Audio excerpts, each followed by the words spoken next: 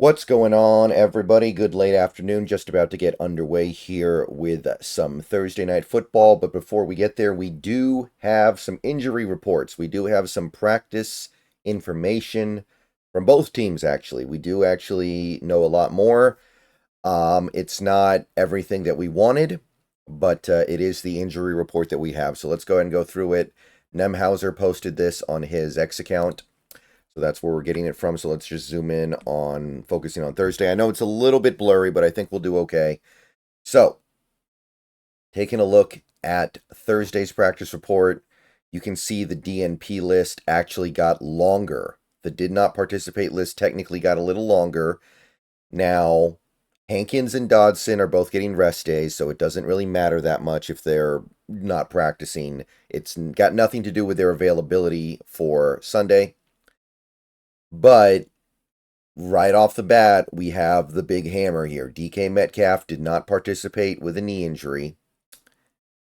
And yeah, that's as bad as you want to make it. That's as bad of a sign as you think that it is. I can tell you that I have some optimism about this Rams game. Maybe a little bit of misplaced optimism. But I'm not going to have optimism if we don't have Metcalf because I've seen what this offense looks like without him, and it doesn't go. So we have one more day of practice to get some better news, and I think that he's still more likely than not going to give it a go on game day. But I'd really like to see him get some practice time in on Friday before I go so far as to say I feel good about that.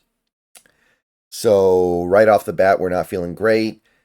Shenault and Witherspoon are both off the DNP list, but Cam Young and Noah Fant got added to it. Now, Cam Young doesn't really matter that much. He doesn't play. If he did play, he would play a couple of snaps and probably call it good. The defensive line just goes a little too deep for him right now, but Noah Fant does play a good amount, and I'm definitely a little bit concerned here because he went the wrong way, right? He was limited on Wednesday, and now on Thursday, he's not practicing at all. I think that is definitely something to be a little bit concerned about. And the offense can survive without Noah Fant, don't get me wrong. If anything, they might actually benefit a little bit from having tight ends who can block. But if we're already not having Metcalf, we need Fant out there just so somebody can make plays and catch passes. All right, so that's your DNP list. It's not insignificant. It's not the worst in the world, but we didn't get the forward progress that we wanted when it came to DK. That gets us to limited participation. Shenault, as you can see, went to limited. So he is now on track to at least be able to play. Maybe not play as much as we would have liked to have him play, which I kind of feel like was the case last week, but he should be able to play. Fant and Lucas are both limited still with a knee. No word on if either guy is going to be activated. I think we all know Lucas won't be activated. Fant could, but I haven't heard anything about it yet. Draymond limited again with the shoulder injury, so he should be all right. Pritchett still limited with the ankle injury. And Jarran Reed got a semi-rest day, so no injury stuff there. That the Jarran Reed thing, that should be fine. Rest day, veteran, makes sense. Guys who got off the limited list included Lockett and Tomlinson, although Tomlinson only had a rest day anyway, so it's not particularly notable there.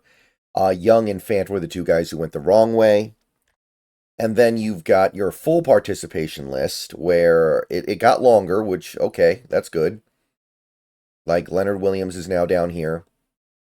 Lockett and Tomlinson, like I said, are both down here. Witherspoon, now down here. That's certainly a positive sign, right? Witherspoon goes from not practicing on Wednesday to a full participant on Thursday. So shouldn't be any kind of an issue there, really. Although, like I said yesterday, minor nicks on a cornerback can make all the difference.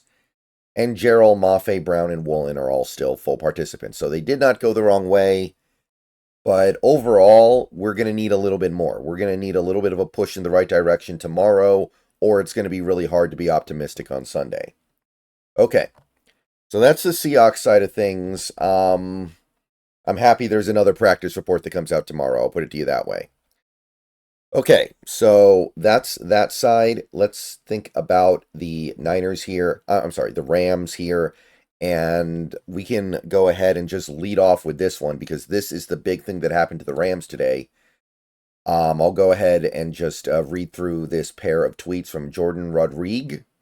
I may be mispronouncing that, but Rams receiver Puka Nasua, Puka, it's not Nasua. I always say Nasua, but it's Puka was scheduled for his weekly press conference today, but was not able to do it because he left practice with a knee injury, per a team official. He will be listed as limited on the injury report. McVay next speaks tomorrow. This is the same knee as was previously injured. So now Puka, who had just made his way back to the active roster, we have to really wonder if he's going to be able to go because he's going to be listed as limited because it was before the injury, right? He was injured in the middle of practice, so technically he practiced some, but he didn't practice with the injury, it looks like.